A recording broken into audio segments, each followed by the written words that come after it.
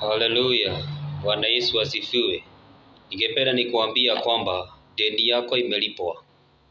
Wacha kukaa kama mtumwa katika jina la Yesu Kristo. Your debt has already been paid. Yesu alilipa hiyo deni. Wacha kukaa katika hiyo hali ya umateka. In the name of Jesus. Kama vile 1 Corinthians chapter 7 from verse 27.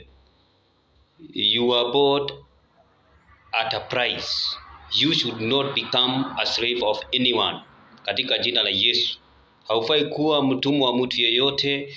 Haufai kuwa mtumwa wa any deity in the name of Jesus, apart from Jesus Christ.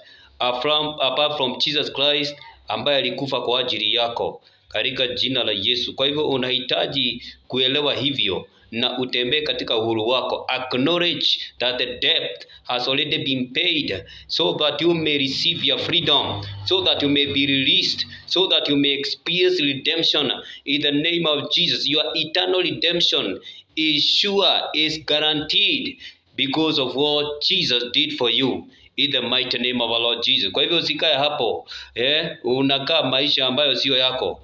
Kaa maisha ambayo Mungu amekuokoa ndio uishi katika jina la Yesu. Barikiwa.